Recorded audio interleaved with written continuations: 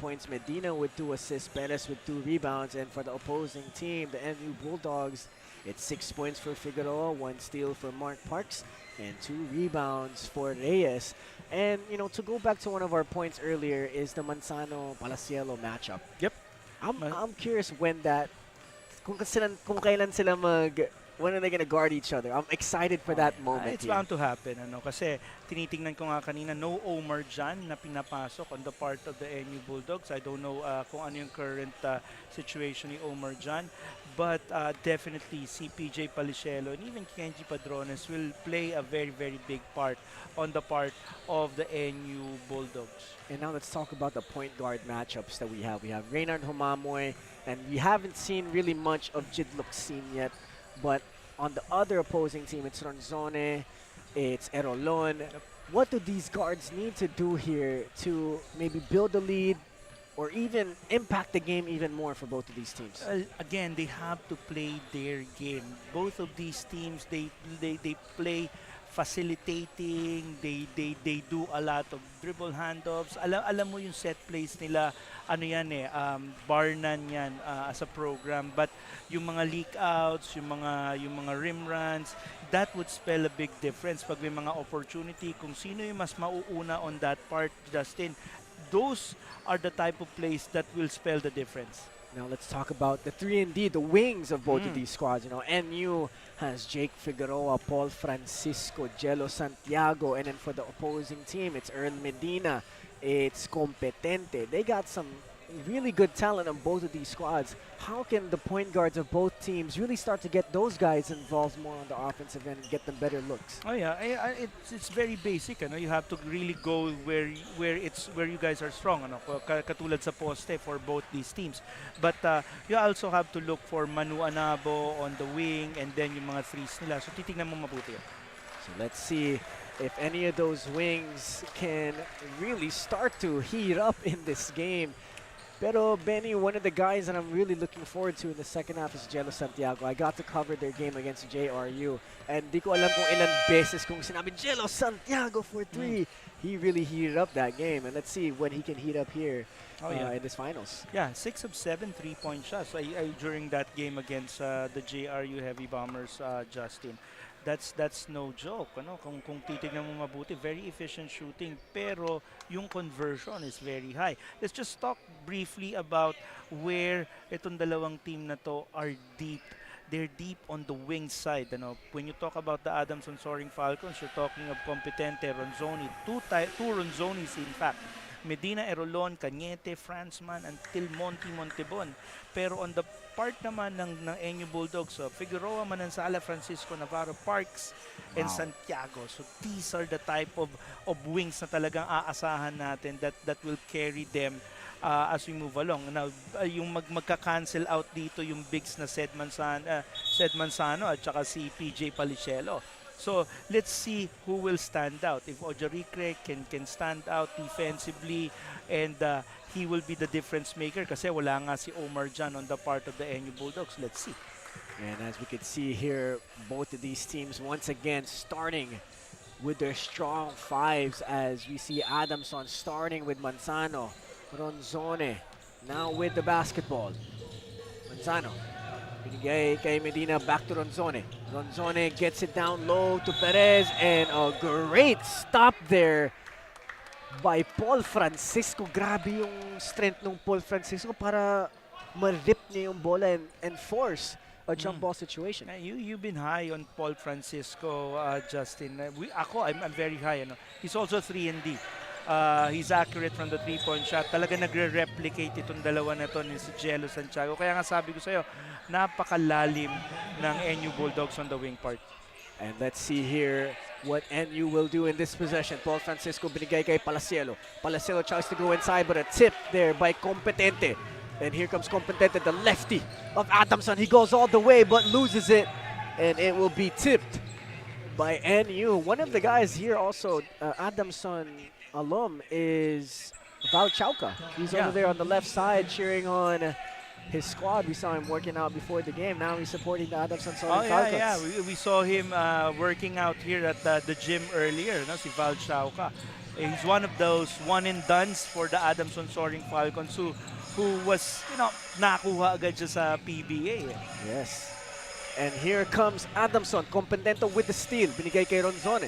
Ronzone against Nash Enriquez. Ronzone spins, then crosses over. What a move, but Nash Enriquez with the fast hands. What athleticism on the part of Steve Nash Enriquez. Na-recover niya pa yung bolang na steal niya. A three-pointer is up by Enriquez. It is no good. And a rebound by Manzano. Here comes Ronzone. Binigay kay Manzano, binigay kay Medina.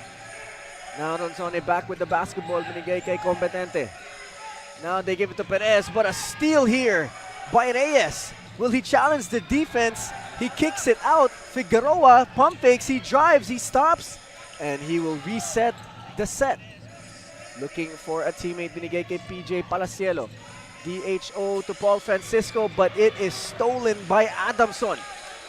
Yeah, like how we started kanina, Justin, medyo a bit sloppy on the part of both teams. Talagang very cautious sila. Championship game fevers eh.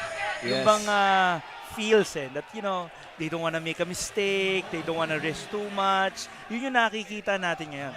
It's like parang ayaw nila masyadong You have to go to yun dun sa last game nila, Justin. 57-55, low scoring ball game which favors really both teams.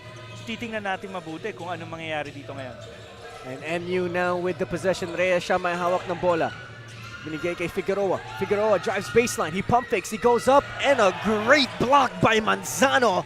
And here comes Ronzone. Adamson will lose the basketball. And that's something that you got to recognize as a guard. If a big is not comfortable outside in the three-point line, maybe you should just hold on to the ball and set something up. Speaking as a point guard in the MPBL level, Justin, but you're correct. It's a recognition on the part of the point guard to see how comfortable, tama ka, and how capable the big man is front-facing na medyo malayo-layo pa siya sa ring. And here comes NU. They're down by one. They're looking inside the post to Jake Figueroa. Figueroa against Compendente. He drives baseline. He tries to kick out to Reyes, and he does. Now it's Paul Francisco for three. Butter! Paul Francisco There you go. with a three-pointer, putting his team now up by 2 here in the third quarter. And then that's the value of Paul Francisco. He will take that open shot. At pag tinira niya yun, there's always a big chance of it going in.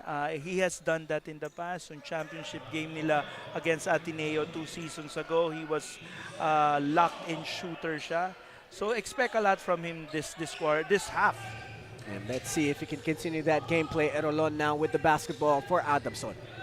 They look inside to Manzano. Manzano against Reyes. He kicks out to Erolon. Erolon, can he answer for a three? Yes, sir! Erolon now puts his team up by 1. It is a jigsaw seesaw battle here in the third quarter. Grabe yung shooting ngayon, yung minention natin kanina, Justin, na nung first half medyo wala yung long game nila, pero ngayon lumalabas na. Both teams starting to warm up from the three-point line as Figueroa fade away, too strong. Manzano with the rebound. I'm very impressed with how Cedric Manzano is playing on both ends of the floor, on offense and on defense. A steal here by Jake Figueroa. He has numbers 3 on 2. He gives it to Paul Francisco. Left-hand layup using his body against the defender. What a strong finish by Paul Francisco. Paul Francisco, like what you said, he's a born scorer, shooter, 3-and-D, very critical to the offense and the defense of the NU Bulldogs. And here comes Cedric Manzano. Manzano gives it to Ojaricre. Ojaricre binigay kay Erolon. Erolon for 3. No good, too strong. Reyes with the rebound. Can NU build on their 1-point lead here? Nash Enriquez binigay kay Figueroa.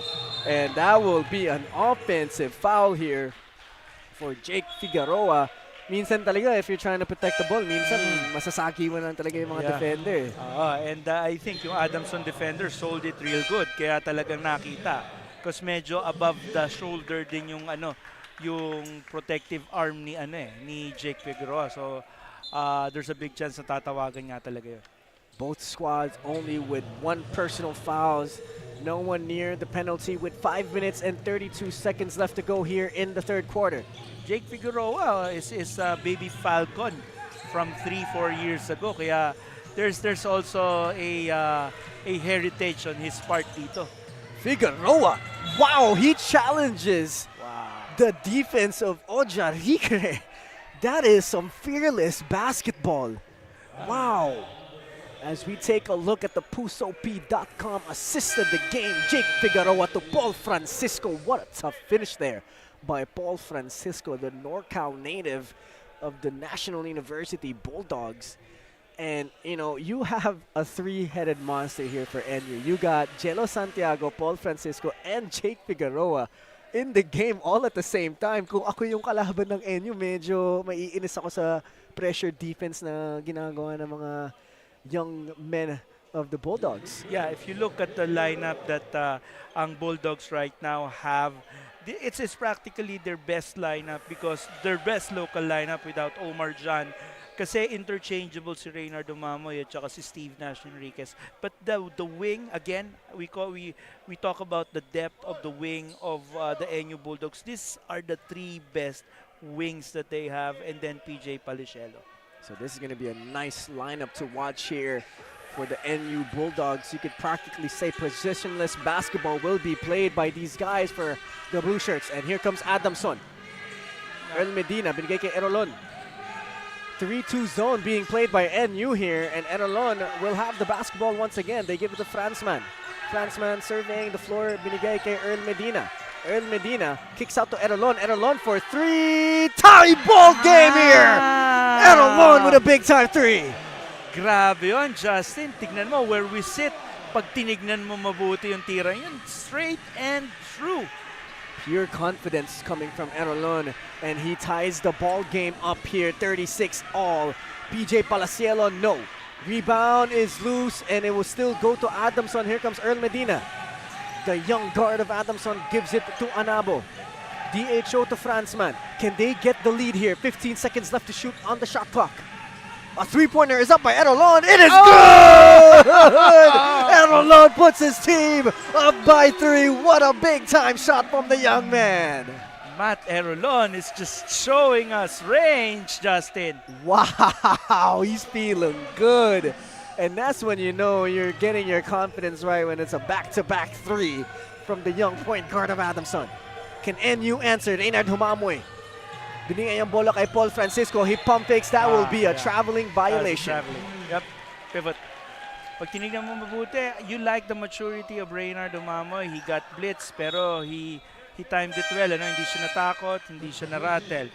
But again, yung offense na yun, nag-travel si Paul Francisco. Yan is one of those calls that we always see, even at the pro level. Ang daming players na when they get the ball, they split their stance right away. That's true. That's an easy call for the refs. And here comes Adamson. Medina for 3. Yes, sir! Earl Medina! Adamson making it rain here in the city of Taguig as they're up by 6 already. NU, can they answer? Figueroa, binigay kay Paul Francisco. Reynard Humamoy against Franzman, binigay kay PJ Palacielo. Palacielo at the top looking for a teammate. Palacielo. Oh, a nice backdoor cut by Paul Francisco, but great defense by Earl Medina by going straight up. That was a good find, Justin. Hindi lang nag-convert. And let's see if Adamson can continue on their hot streak. Ojarike, binigay kay Erolon. Erolon, binigay kay Franzman. Another 3, and that's off to the left. And here comes NU. Jake Figueroa siya may hawak ng basketball. Looking for a teammate, asking for Reynard Humamoy to get it, but he will give it to PJ Palacielo. Francisco against Franzman. Uses the screen of PJ. A pull-up mid-range J, good! A nice-looking jumper by Paul Francisco. Always a thing of beauty, the Paul Francisco jump shot. You like that, and he looked for that space. Tinignan niya talaga, he looked for that. Ang ganda. Great read. He knew how to get to a spot right away from that pick and roll. And here comes Erolon. Ginagamit ang screen ni Ojarikre. And a foul will be called here. Wow, what a sequence we had there in the last few minutes coming from both of these squads. Yep. As we take a look at the Smart Sports three-point shot play, Earl Medina, pure confidence from the young man. Is he a rookie? No, not.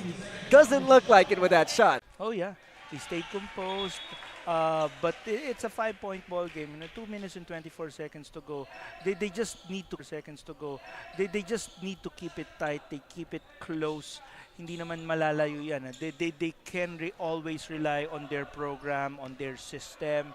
You like what kanina si Reynard Dumamo is doing. He's gathering his team because this is his team. He's the point guard. Tingnan natin kung makaka-recover sila. 6 points with 2 minutes and 22 seconds to go, Justin. Let's see what NU will do in this possession. Manansala, siya may hawak ng bola. He drives right, pull up mid-range J. And it is good. A nice shooter's touch there by Manansala. Only down 4. What you like about the NU Bulldogs is that when they need the basket, they know where to go to. Ay yung makikita mo kay Jake Figueroa, kay Jolo Manansala. Oh! And that's something you don't want if you're NU. No good short. Ojarikre with the rebound. 1 minute and 8 seconds left to go. Ray Allen Torres will slow it down. Torres, binigay kay Franzman. DHO kay Anabo, binalik kay Torres. Torres looking for a teammate, binigay kay Anabo. Anabo, he drives, he spins, he goes in. Gives it down to Ojarikre. Ojarikre, teardrop, no good. And a rebound here by Solomon. Great defense from NU. Yeah, on both sides, nakikita mo talaga, they're really defending. They both want this title.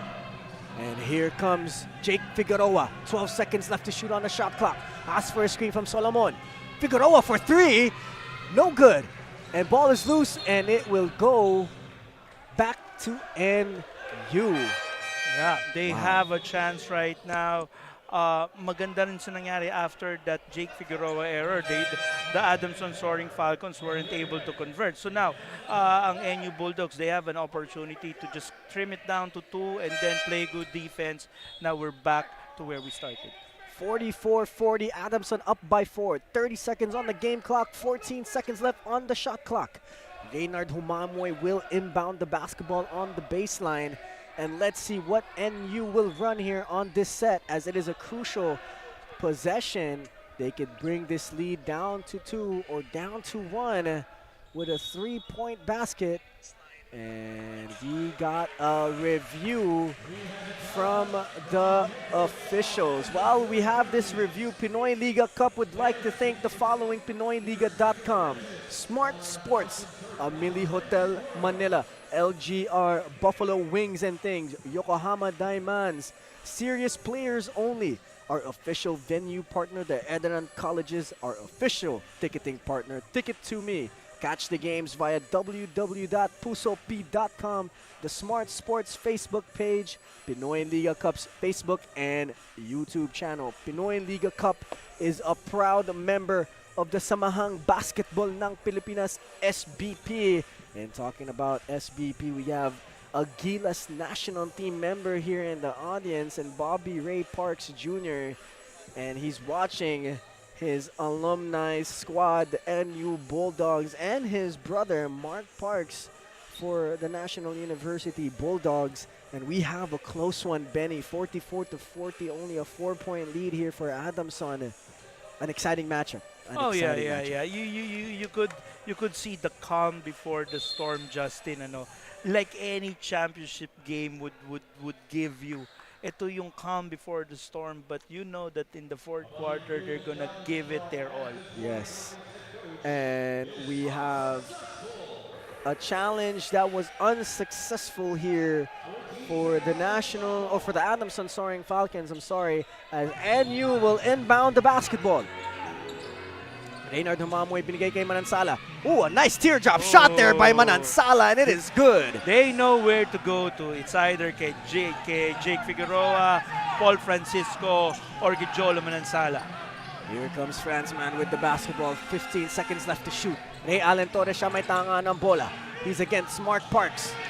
Mark Parks with great defense there, but a foul will be called as we have 9 seconds left to go. You like that kasi yung perimeter defense and the one that covers now the guard is a bigger wing person. Kaya makikita mo na i-impair yung visibility ng guardia na yon. You like that in that defensive set of the NU Bulldogs. And here comes Erolon with the basketball. 6 seconds left to go.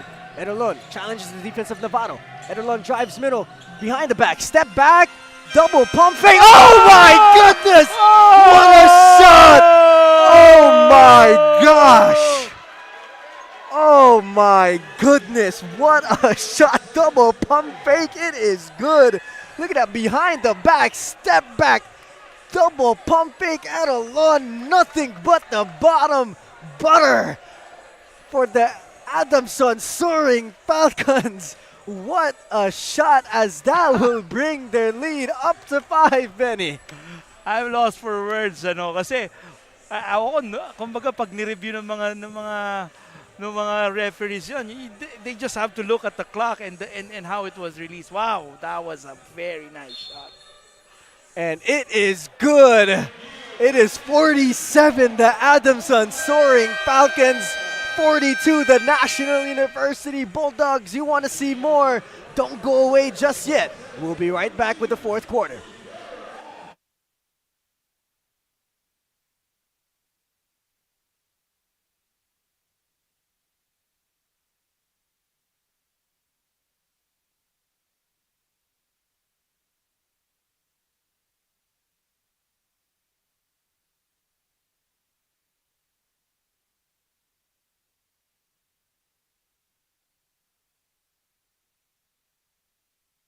My future. Right? What's the plan? I have a plan. The new Smart Junior Plan. Made for me. For only learning, only experiences, only connections at just $4.99. It's a plan as good as yours. New Smart Junior Plan.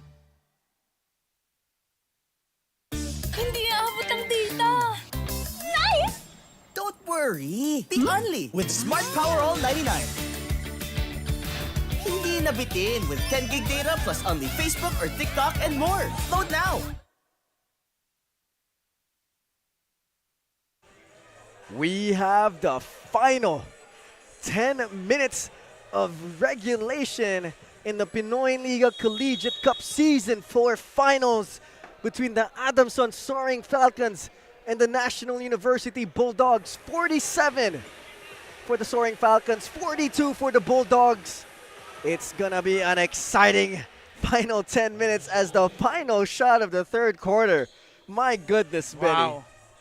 Ako, lost for words pa rin ako, Justin. That was a very nice shot by Matthew Rolon.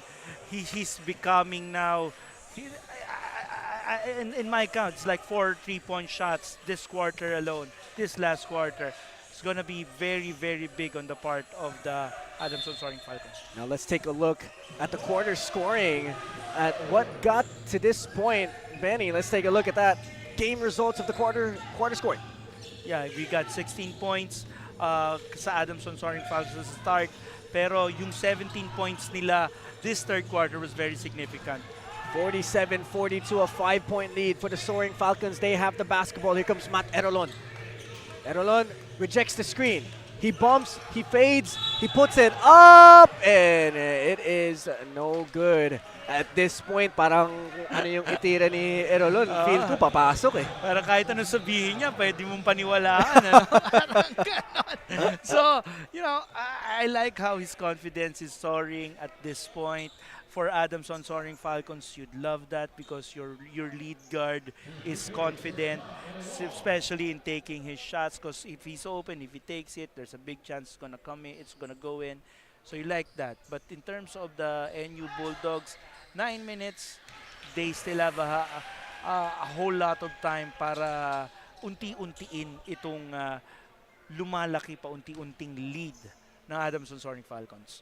It's only a 6-point game here so far. It's a 2-possession matchup between these two squads. Can Erolon hit the second? Yes, he will. It is now a 7-point lead here for the White Shirts. Can NU answer? Reynard Humamoy siya may hawak ng bola. Naghahanap ng kakampi na bigay kay Manansala. Now it's with Jello Santiago. Now it's Humamoy using the screen of Solomon at the top. He crosses over to the left side. Oh, what a dump pass. But it will be going to Adamson. He had good intentions, pero I think yung kanyang receiver, hindi he wasn't at the right position to receive the ball. And let's see what Adamson will run in this possession. Transman siya may hawak ng bola, DHO kay Kompetente. Competente binigay to their FSA. Now it's Erolon with the basketball. Erolon, they give it to Medina. Medina swings it to the opposite side to Franzman. Teardrop, no good. Ball is loose. It will be with Jello Santiago. And here comes NU. He's against Franzman. That's a good matchup. Binigay niya kay Manansala. Manansala swings to the opposite side to Solomon. Binigay kay Mark Parks. Mark Parks uses the screen of Solomon. Parks looking, he swings. Jello Santiago drives baseline. He pulls up, blocked by Earl Medina. And a great play there by the young man. Long game as Competente will have 4 seconds left to shoot. He drives all the way in. Long game as Competente will have 4 seconds left to shoot. He drives all the way in. But a steal here by NU. Here comes Manansala. He goes up, ball is loose, and it will go to Competente.